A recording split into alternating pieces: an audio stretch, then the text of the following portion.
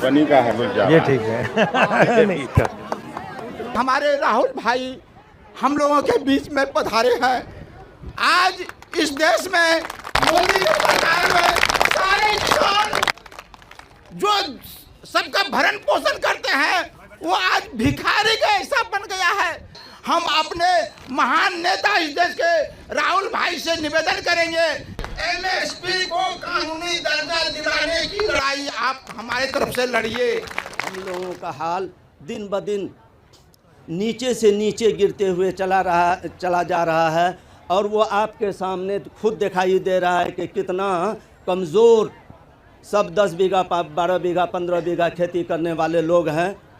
लेकिन सबका हालात को आप देख रहे हैं, अपने सामने देखिए कितने कमज़ोर और नहीफ हैं। मजबूर हो कर के ये किसान का आल औलाद पंजाब, दिल्ली, हिमाचल प्रदेश या दीगर दूसरे जगह जा रहे हैं, जो बड़ी दुख की बात है। और हम लोगों को एमएसपी तो सिर्फ सुनाई देता है, इसका कहीं दूर तक कहीं कोई अता पता नहीं चल रहा है। उत्तर प्रदेश में भट्टा परसौल एक जगह है, वहाँ जाकर मैंने ज़मीन का मामला, किसानों की ज़मीन का मामला जाके छेड़ दिया। उसके बाद हिंदुस्तान की पूरी मीडिया मेरे पीछे पड़ गई, बिल्कुल उनका बर्ताव बदल गया।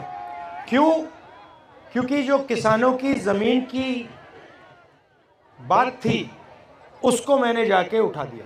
उसके बाद भट्टा परसौल के बाद यूपीए ने, कांग्रेस पार्टी ने ज़मीन अधिग्रहण बिल पार्लियामेंट में पास किया।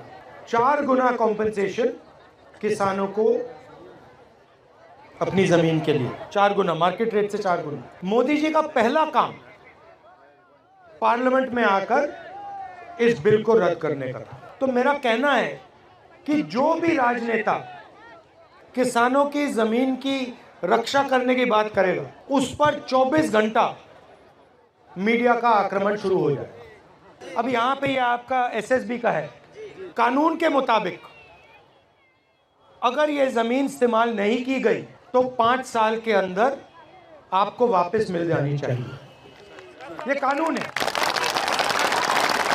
मगर यहाँ पे हिंदुस्तान की सरकार ज़मीन अधिग्रहण बिल के कानून को तोड़ दी।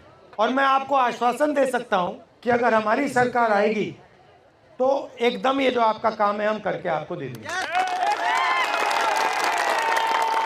किसानों को चारों ओर से घेरा जा रहा है, आपकी ज़मीन छीनी जा रही है, आपसे ज़मीन ली जाती है। अदानी जी जैसे बड़े बड़े उद्योगपतियों को फ्री में तोहफे जैसे गिफ्ट में दी जाती है। दूसरी तरफ से खाद, बीज, इन चीज़ों में आप पर दबाव डाला जाता है, आपसे पैसा छीना जाता है। और अजीब सी बात है, मगर अरबपतियों के 14 लाख करोड़ रुपए कर्जा माफ हो सकता है, मालिया का कर्जा माफ हो सकता है, अदानी का हो सकता है, इन सब का हो सकता है, मगर किसानों का कर्जा माफ नहीं हो सकता। हिंदुस्तान के हर नागरिक की कम से कम प्रोटेक्शन होनी चाहिए। तो अगर हम किसानों की रक्षा नहीं करेंगे, चाहे वो एमएसपी की बात हो, कर्जा माफी की बात हो, सही दाम दिलाने की बात हो, अगर किसान को ये नहीं लगेगा कि देश की सरकार हमारी रक्षा कर रही है, तो देश आगे नहीं बढ़ सकता। और आज सच्चाई है कि जो किसान के दिल में जो डर है उसको सरकार मिटा नहीं पा रही, और किसान ने सरकार पे पूरा का पूरा भरोसा खो दिया है। मगर मैं आपको यहाँ ये कहने आया हूँ कि हमारी कोशिश रहेगी कि जो आप भरोसा खोए हैं वो एक बार फिर आप हमारी सरकार पर भरोसा करें।